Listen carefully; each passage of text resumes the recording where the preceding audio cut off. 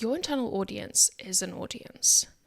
You should treat them with the same marketing comms scrutiny that you would treat any other audience, aka the people you want to sell your product to.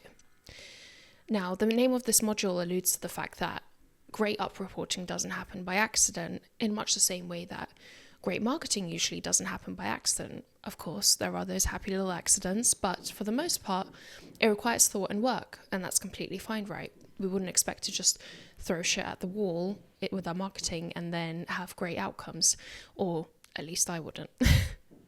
But many of you probably have a thought in your mind of like, oh, well, this is just extra work for us, right? Like, shouldn't our senior management just get it? And maybe they should, maybe they shouldn't, but the world we live in, they don't usually. Again, some do, and if you're in those companies, then count yourself lucky.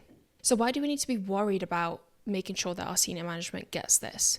Well, without their input, without their feedback, and without their buy-in, you're not going to get the right resources and the right level of commitment to your own marketing work, which means that the extra effort that we put into making sure that we're reporting well and telling people the right stuff and giving them the right information is worth every single bit, right?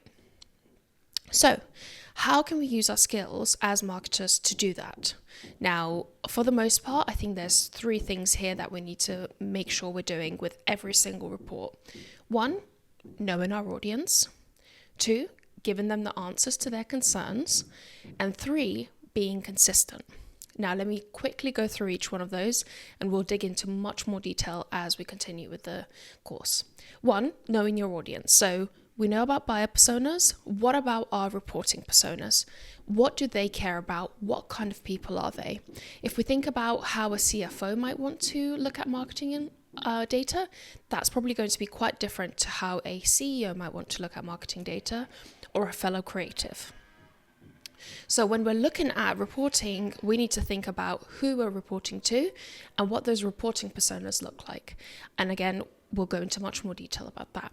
The second point was around giving them the answers to their concerns.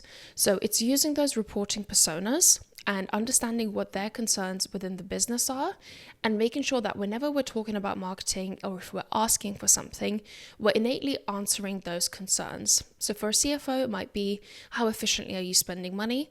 We need to make sure we address that when we're talking to the CFO. For the CEO, it might be something to do with brand reputation or customer feedback, for example. So if we have the data around that, or if we want to influence that, let's make sure we address those concerns. And then the third point was being consistent. So this one might be a little bit strange maybe, but if we think about our buyer personas or our reporting personas, we want to make sure that when we report to them, we're talking about the same things again and again. Because for the most part, you're probably not going to be talking to them about marketing metrics every single week or day, much like we would be looking at them ourselves. You'll be telling them about this stuff once a month, once a quarter, maybe once a year even. So whenever we report these marketing metrics, we want to make sure that, 1, they understand what they are, and hopefully by doing the explanation the one time, they will be able to remember, and you'll be able to talk about that without having to kind of educate on what the thing is. But 2, by being consistent and reporting on the same stuff in the same format, it means that they have a point of reference. So they know if something's gone up or down, if it's better or worse, whilst you could do something different, which is you could kind of give them a brand new, fresh spanking report every month, and it's all really exciting and it's really cool stuff, but then they lose all of their point of reference. And I've had this feedback a lot from especially board directors and people that don't look at your numbers all that often, that being consistent in how you report is one of the best ways to build trust and to build rapport in that situation. So those are the 3 things that I'll be focused on over this course. We'll get into some other stuff. For the most part, those 3 things, if we keep them in mind, we can make sure that we do a much better job at up managing and up reporting when it comes to our marketing metrics.